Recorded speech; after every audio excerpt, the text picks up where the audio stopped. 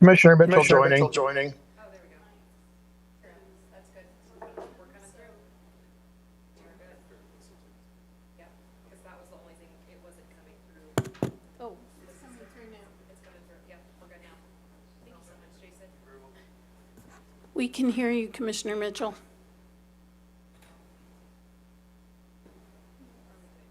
Thanks.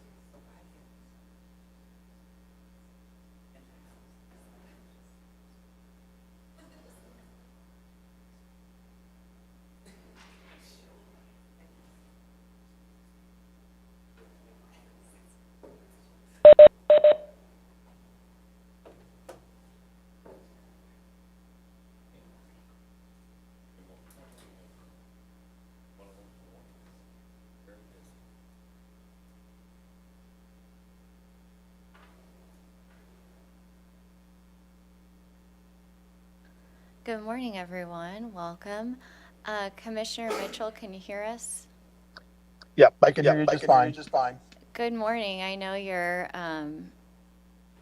if you're not already in St. Joe, on your way there, so appreciate you holding down the fort for us at that local public hearing. You bet. All right, good morning, everyone. It is just after 11 a.m. and all the commissioners are present, so we'll begin the agenda meeting for today, Wednesday, June 4th. I would ask those who are participating on the call to please mute your phone unless you need to speak. Today, there are 3 new orders, 1 tariff tracking item, and 1 other closed litigation item. But first, we have minutes to approve, both regular minutes and closed minutes from the May 29th, 2025 agenda. Commissioners, are there any changes or modifications to those minutes? Hearing none, all those in favor of approving those minutes, please say aye. Aye. Aye. Those opposed? By a vote of 4-0, those minutes are approved. The first tariff in order today is in file number DA-2025-0258 in the matter of the petition of United Fiber for expanded designation as an eligible telecommunications carrier pursuant to Section 214E2 of the Communications Act of 1934 as amended. On March 26, United Fiber filed an application for expanded designation as a wireless ETC.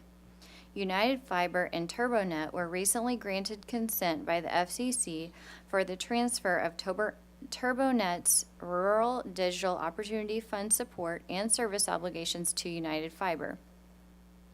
United Fiber seeks to expand its ETC designation to these census blocks and expand its ETC area for the purpose of receiving low-income support to the additional service areas. Likewise, the company wishes to participate in the Missouri USF program in all areas of Missouri where United Fiber is designated as an ETC. Staff investigated United Fiber's request and concluded that United Fiber met the Commission rule requirements regarding ETCs and recommended the Commission approve the request for the purpose of receiving both high-cost and low-income support in some areas and only low-income support in others.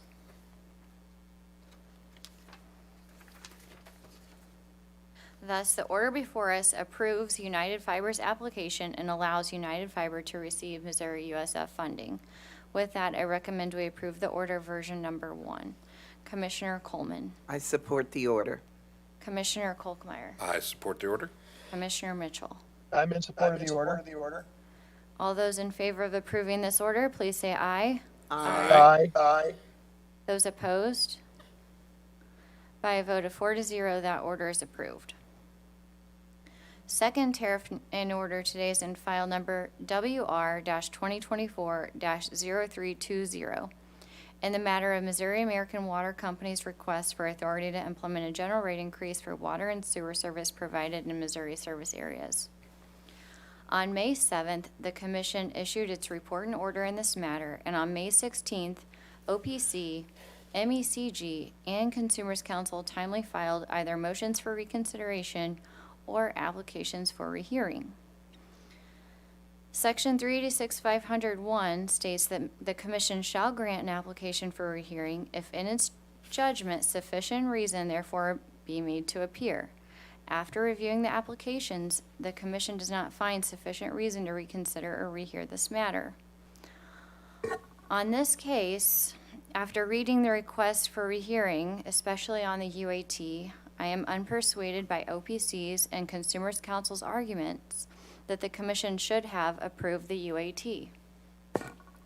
The facts are that, as demonstrated in the record and highlighted in the request for rehearing, this is a program for everyone with no limits. So if in fact that is the case, then it is not just for low-income customers who use less and currently subsidize wealthier water users. It's for everyone. And I think therein lies the problem. If it's for everyone, then who does and who does not qualify? And how much will it cost? I don't think that the parties want the Commission to start making these types of decisions that are not based in the evidentiary record, as none of these parameters would be. nor do I think it's the Commission's job, as suggested by OPC and the Consumers Council, to build this program. Rather, it is the job of the parties presenting the evidence in the case. So among these reasons, and the legally dubious nature of approving a program like this anyway, that is evidenced by Missouri Americans' own witnesses, it does not really exist anywhere else, I am firm on denying this application for rehearing. With regard to MECG's request for rehearing, the order states that a class cost of service study is not hard and fast instrument to use in setting rates, but merely one factor of many to use as a guide in determining just and reasonable rates. In fact, the rates set by the Commission in Missouri American's prior rate case were those stipulated to by all the parties to that case and not based on staff's or any other party's CCOS study. Thus, while an equal percentage does not move further towards a goal of cost-based rates, neither does it expand the gap between rates and the cost of service. The Commission did not find persuasive the evidence presented for shifting revenue among classes. Therefore, the order before us denies the applications for rehearing and denies the request for reconsideration. With that, I recommend we approve the order, version number 1. Commissioner Coleman. Madam Chair, thank you for that very thorough overview of this issue. I support the order. Thank you, Commissioner Coleman. Commissioner Kolkmeyer. Yes, thank you, Madam Chair. I will support this order. Thank you, Commissioner Kolkmeyer. Commissioner Mitchell. Thank you, Madam Chair. I appreciate your comments. As I think I stated in an earlier agenda meeting, I share your concerns with compliance with state statute with the request. So I support the order. Thank you, Commissioner Mitchell. All those in favor of approving this order, please say aye. Aye. Those opposed? By a vote of 4-0, that order is approved. Third tariff in order today is in file number EO-2025-0169, in the matter of the third prudence review of the Missouri Energy Efficiency Investment Act Cycle 3 Energy Investment Programs of Union Electric, DBA Ameren, Missouri. On December 2nd, staff filed notice that started its third prudence review of Ameren's costs associated with demand-side programs investment mechanisms for Cycle 3 energy efficiency programs. Staff filed its report on April 29th and examined whether Ameren prudently incurred program costs, throughput disincentive, earnings opportunity, and interest costs associated with MIA 2019 through 2021 plan that was extended through plan year 24. Staff concluded that it found no evidence that Ameren was imprudent. No responses to staff's report were received, and no party has requested a hearing. Thus, the order before us approves staff's report. With that, I recommend we approve the order, version number 1. Commissioner Coleman. I support the order. Commissioner Kolkmeyer. I support the order. Commissioner Mitchell. I'm in support of the order. All those in favor of approving this order, please say aye. Aye. Those opposed? By a vote of 4-0, that order is approved. We do have one tariff tracking item, which is in file JE-2025-0166, Evergy Metro. This item involves tariff sheets by Evergy Metro to correct numbers assigned to the tariff sheets. Staff filed a recommendation stating it recommended the Commission either approve or allow the tariff sheets to go into effect. If there are no concerns with the Commission, I would recommend that we let the tariff sheets go into effect. That being said, I would like feedback if there's any alternative feedback from the Commission. I'm in agreement, Madam Chair. Thank you, Commissioner Coleman. I am as well. Thank you, Commissioner Kolkmeyer. I agree as well. That being said, thank you, Commissioner Mitchell. Those tariff sheets will be allowed to go into effect. Before we go on to our closed litigation, I'll take up scheduling so that we can adjourn after the closed litigation item. So with that, we do have scheduling. Today, as you can see, we will be continuing our Spire natural gas local public hearings, and those locations are as follows. Commissioner Mitchell will be in St. Joe later today at 12 noon at the St. Joe City Council Chambers. Tonight at 6 p.m. at the Greg Kleiss Community Center in Kansas City. And then tomorrow evening, Thursday, June 5th, at 6 p.m. at the Missouri Southern State University Corley Auditorium in Joplin. Also on Friday, June 6th, we have a rulemaking hearing in case GX-2025-0249 in the matter of the proposed amendments to the Commission's rules on gas safety here in room 310 at 11 a.m. with Judge DePel. We do have agendas coming up on Wednesday, June 11th, Wednesday, June 18th, and Thursday, June 26th, all at 11 a.m. Commissioners, are there any changes or modifications to the schedule? Hearing none. With that, we do have a closed litigation item to consider. So with that, I would make a motion that we go into closed session pursuant to Section 610-0211. Do I have a second? I second. Second by Commissioner Coleman. All those in favor, please say aye. Aye. Aye. Aye.